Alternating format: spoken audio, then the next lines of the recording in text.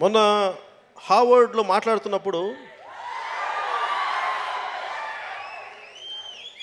నేను అందరినీ అడ్రస్ చేసింది ఏంటంటే, యుఎస్లో I bow to you all with, మీలో ఉన్న దివ్యమైన భగవంతుడి శక్తికి నేను మోకరిల్లుతున్నానని చెప్పానంటే అదేదో డైలాగుల కోసం వీటి కోసం చెప్పి నేను నిజంగా నమ్ముతాను.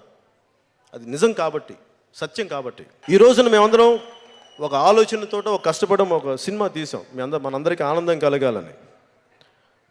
నాకు ప్రతి సినిమా నేను కష్టపడి చేస్తాను. అది నచ్చుద్దా లేదా నేను బయట చెప్పి నాకు ప్రమోట్ చేయడం నాకు ఇష్టం లేదు.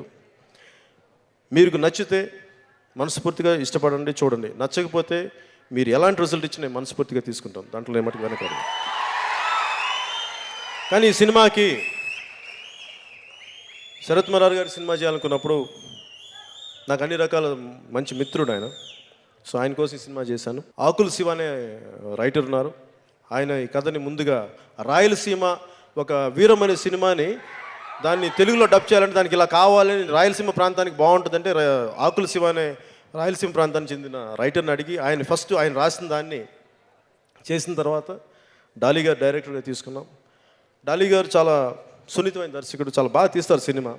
నాకు ఆయన సినిమా ఎందుకంటే గోపాల దగ్గర నుంచి ఆయనలో చాలా సున్నితమైన హాస్యం ఉంటుంది. ఆయన హాస్యం నాకు నచ్చుతుంది. ఆయనతో పనిచేయడానికి నాకు ఎప్పుడు ఎదురు చూస్తాను.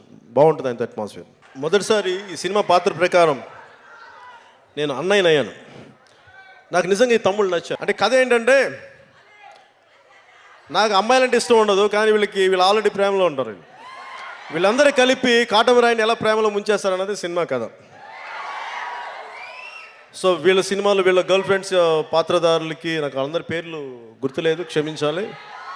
ప్రతి ఒక్కరికి పేరు పేరున ఈ సినిమాలో నటించిన నటీమణులందరికీ, అలాగే ఫైట్ మాస్టర్ రామ్ లక్ష్మణ్ గారికి, ఎడిటర్ గౌతమ్ రాజ్ గారికి, ఆర్ట్ డైరెక్టర్ బ్రహ్మకర్ల గారికి, మిగతా టెక్నీషియన్స్ అందరికీ ప్రతి ఒక్కరికి పేరు పేరున నా హృదయపూర్వక నమస్కారాలు, ధన్యవాదాలు తెలియజేసుకుంటూ, ఆలి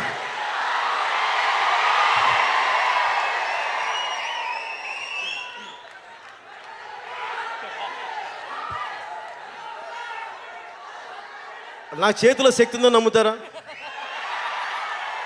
నా వేళ్ళలో శక్తి ఉంది, నమ్ముతారా?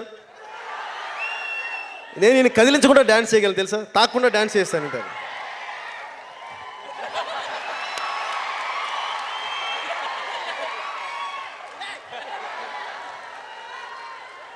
దయచేసి నా వేళలో చాలా శక్తి ఉంది, దగ్గరికి వస్తే ఇలా డ్యాన్స్ చేస్తాను. జై హింద్, గుడ్ నైట్. ఎలాంటి పనైనా సరే నిస్సిగ్గుగా చాలా గర్వంగా పనిచేస్తాను, చాలా నిజాయితీతో పనిచేస్తాను. సినిమాలు కూడా నాకు భగవంతుడిచ్చిన భిక్ష అనుకొని ఎంత కృతజ్ఞతగా చేయాలో, ఎంత కష్టపడాలో, ఎంత ఒళ్ళు దగ్గర పెట్టుకొని చేయాలో ఇన్ని సంవత్సరాలు అంతే ఒళ్ళు దగ్గర పెట్టుకొని చేశాను.